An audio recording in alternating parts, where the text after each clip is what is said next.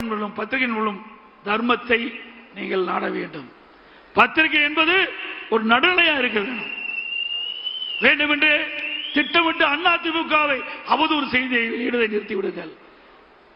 ஏன் மிரட்டுறாங்களா? பயமா இருக்க மாட்டேங்குது பத்திரிகை ஊடகத்துக்கும். ஏன்னா திரு சவுக்கு சங்கர் வீட்டில் மலத்தையும் அங்க இருக்கிற சாக்கடை தண்ணி ஊத்திட்டாங்களே, அதுபோல இந்த ஊடக நிறுவனத்தினுடைய பொறுப்பாளர்கள் மீதும் பத்திரிகை நடத்துகின்ற உரிமையாளர்கள் வீட்டிலையும் ஏதாவது மலத்தையும் ஏதாவது சாக்கடை தண்ணி ஊத்திடுவான்னு பயமோ என்னமோ. 4ஆம் தேதி உச்ச நீதிமன்றத்தில் வழக்கு நடக்குது. அந்த வழக்கை பற்றி எந்த ஊடகமாவது எந்த பத்திரிகையாவது செய்தி வெளியிட்டீங்களா? சிந்திச்சு பாருங்க. எங்கள் மீது எவ்வளவு வழக்கு போட்டீங்க, உங்கள் மீது வழக்கு வந்து விட்டதெல்லாம் சந்திங்க.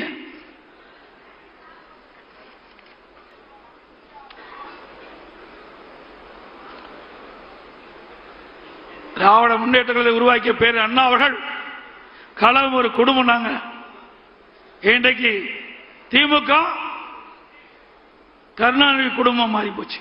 திமுக கருணாநிதி குடும்பம் ஆச்சு. அது கருணாநிதியுடைய திமுகங்கிறது ஜனநாயக முறையில் கட்சியில் அது ஒரு கார்பரேட் கம்பெனி ஆகிவிட்டது.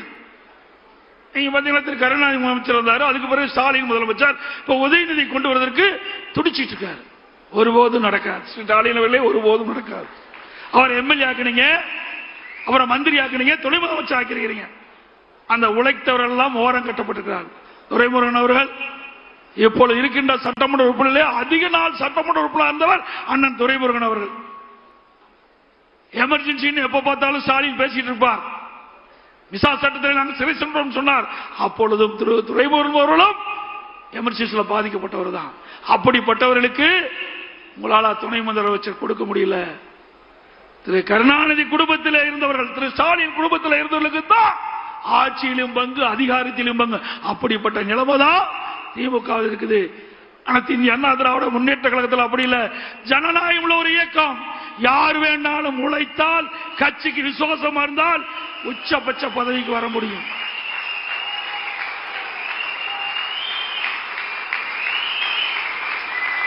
திமுக வர முடியுமா?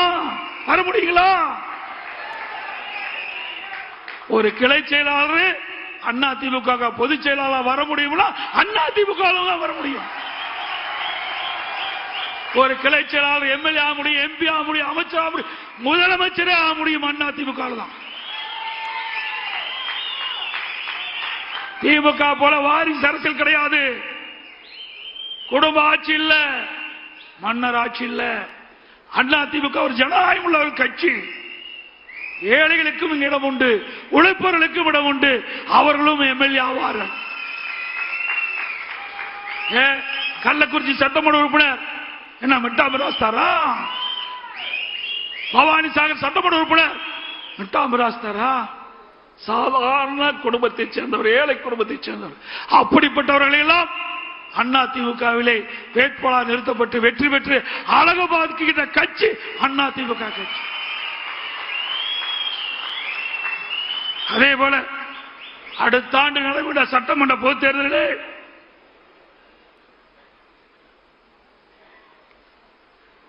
இங்கே வந்திருக்கிற பல நிர்வாகிகள் வேட்பாளராக வருவதற்கு வாய்ப்பு உண்டு என்பதை இந்த நேரத்தில் தெரிவிக்கிறேன்.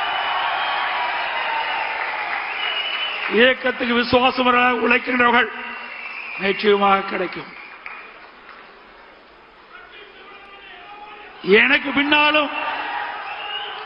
பின்னாலும் இன்னும் எத்தனை நூற்றாண்டுகள் வந்தாலும் அனைத்து இந்திய அண்ணா திராவிட முன்னேற்ற கழகம் மக்களுக்காக இயங்கும் அப்படின்னு இதை புரட்சி தலைவி அம்மா அவர்கள் சட்டமன்றத்திலே சூளுரைத்தார்கள்.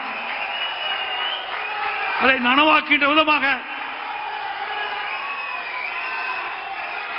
ஒவ்வொருவரும் தேனீக்களை போல, எறும்பை போல சுறுசுறுப்பாக பணியாற்றி நமக்கு விழக்கூடிய வாக்குகள் சிந்தாமல் சிதறாமல் தேர்தல் நேரத்திலே அவளை அழைத்து வந்து பதிய வைத்து தலைமை கழகம் அறிவிக்கப்படுகிற வேட்பாளர்களின் கூட்டணி கட்சியைச் சேர்ந்த வேட்பாளர் வெற்றி பெற செய்ய வேண்டும் என்று இருகர கூப்பி உங்களை வேண்டி கேட்டுக் கொள்கிறேன். அதோட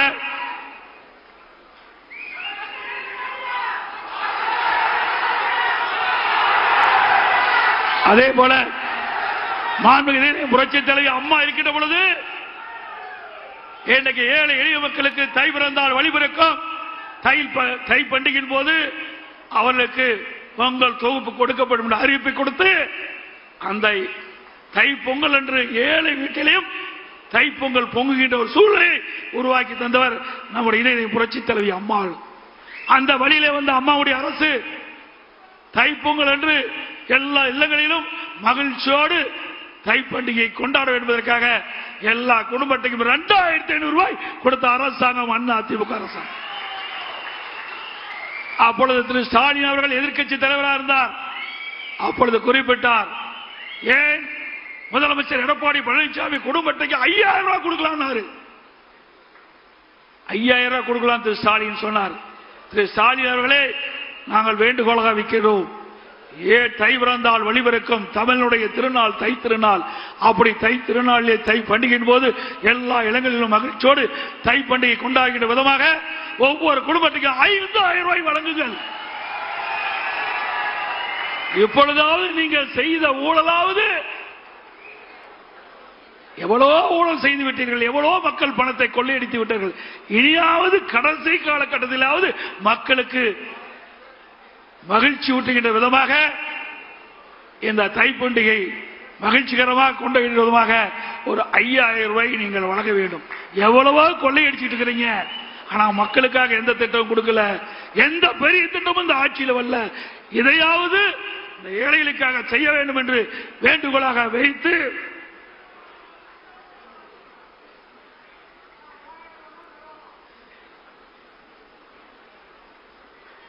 அது மட்டுமல்ல, நான் முன்கூட்டியே எனக்கு முன்னாலே தலைமை கழக நிர்வாகிகள் குறிப்பிட்டதை போல நான் முன்கூட்டியே தமிழகத்தில் பல்வேறு மாவட்டங்களில் எழுச்சி பயணத்தை மேற்கொண்டோம்.